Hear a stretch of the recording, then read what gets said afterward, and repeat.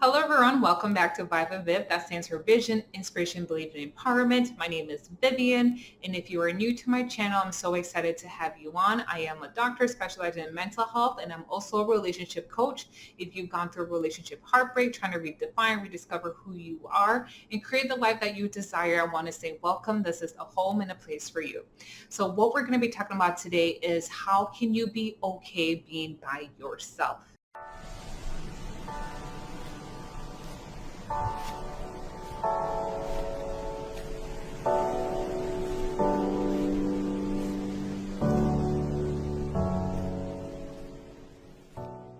Yes.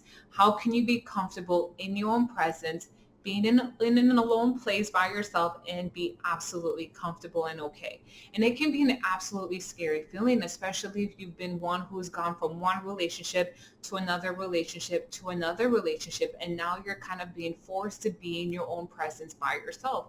Or maybe you grew up where you always had family around you, you always had friends around you, and now you're in a place where you're kind of by yourself and it can feel really scary. It can feel almost lonely, right? And that's what makes it scary for a lot of people to be in their own presence and to spend time by themselves.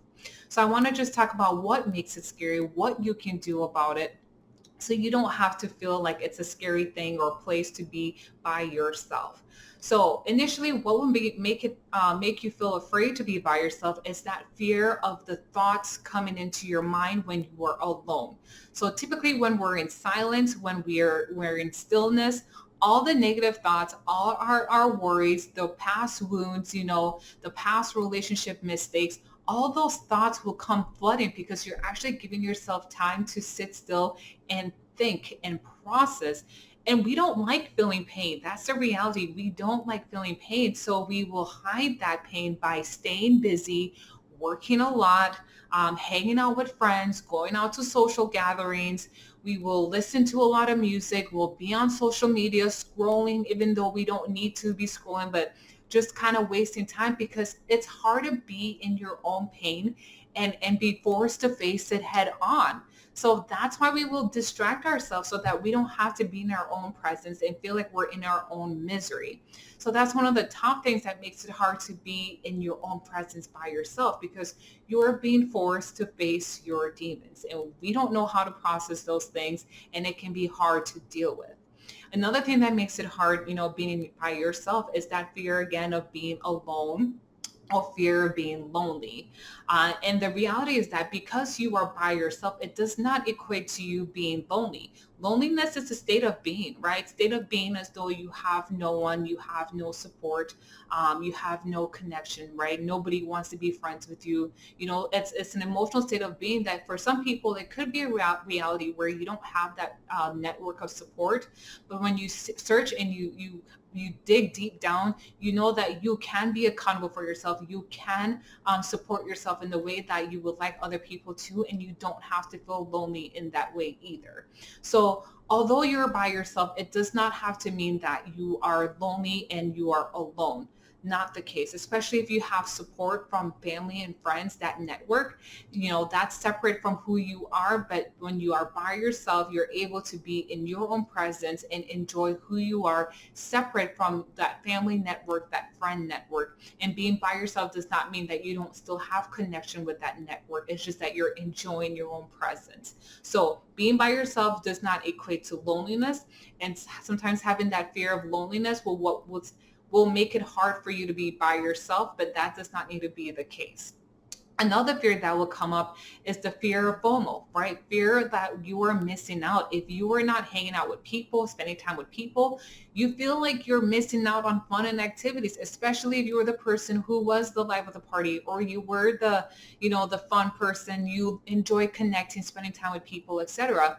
And when you don't have that, when you are by yourself, you feel like you're missing out, especially if you're on social media, scrolling and seeing what other people are doing. It could feel like you're missing out on something. So typically fear of being lonely or alone, fear that you're missing out, and then having been faced, all those negative thoughts that come up when you're by yourself can be scary, and it makes it hard for people to be in their own presence. The reality though, guys, is that the only relationship that will remain constant is the relationship with yourself. So if you can't feel comfortable being in your own presence by yourself, then who else will? Right? Who else will? So the only thing that will remain constant is the relationship you have with you. People will come and go, relationships will come and go, but the only thing that remains constant is you. So you have to invest in yourself, in your relationship with yourself, so that you can be comfortable by yourself. Because if you're comfortable by yourself, you can now set the tone for the other relationships in your life. So how does it look like to go about being okay by yourself? So like I said, a lot of the times all the worries will come in our mind when we're by ourselves. All the past relationship failures or things that happen will come back up. So recognizing that that can come up, I want you to be okay when those emotions come up, right?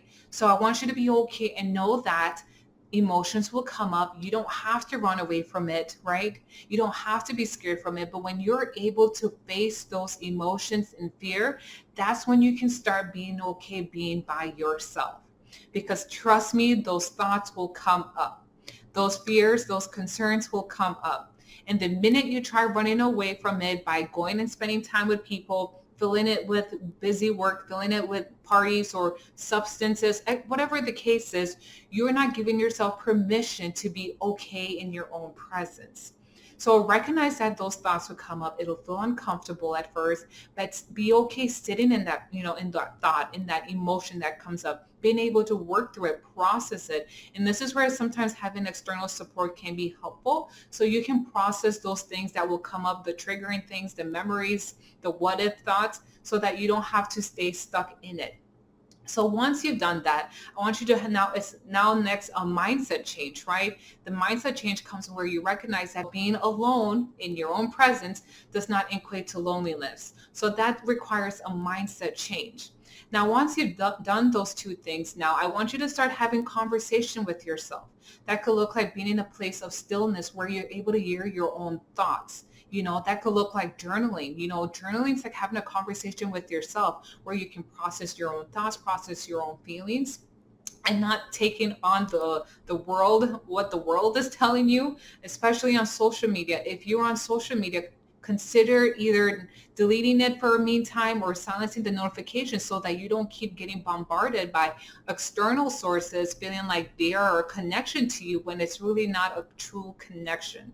All right. So it can be very scary at first to be in your own presence. But like I said, the only relationship that will remain constant is the relationship you have with you. So take time to process those negative fears, that'll come up, those negative emotions, because when you can face those demons, then you can truly start being okay being by yourself. And then letting go of social media. If you need to let go of social media so you don't have this false sense of connection with people who aren't really connected to you, do that, or silence the notifications. Get okay being in stillness and quietness, to hear your own voice think. So that could look like journaling, being in nature, doing fun things that you enjoy in your own being in your own presence, and be okay with that. And next, try new things, right? Sometimes we feel like it's scary being by ourselves because we don't know what to do, but you can do the same fun things that you used to do with other people by yourself. It's just a matter of getting used to that, getting comfortable with that, and being okay with it. And when you realize that when you're able to disconnect from the distractions that, bombard you and make you feel like you're not enough to be in your own presence, you realize that you're able to speak your own mind. You're able to be in tune with yourself. You can be creative as much as you want to. You can try new things as much as you want to. I always like to use the term of dating yourself. It's kind of like dating yourself, but from the inside out, not just taking yourself on dates, but like on a mental state, emotional state, and a spiritual state. So being by yourself does not have to be scary. Debunk those myths, like I said before. Face those scary thoughts that'll come up, and start coming up with a new routines of being in stillness, being in quietness, and being okay with that, and not drowning yourself with distractions and people, right? So you can be by yourself. It does not have to be scary, and it does not have to be a lonely place or alone, because when the more you can understand who you are and be in control of yourself and your being, you can attract the right people into your life that will align with you. And realizing that your happiness is not dependent on other people. True happiness comes from within when you can create that for yourself from the inside out. So I hope this video was helpful for you. That's Vibe and Live. And if you need any support on this, I'll be love to help you on this. I do offer coaching services. So click one of the links below, and you can also schedule a breakthrough call with me. And if you haven't subscribed yet, I would love for you to subscribe. Hit the button below so that you can subscribe, and you can get videos more like these that come up about once a week. All right, until next time, that's Vibe and Viv.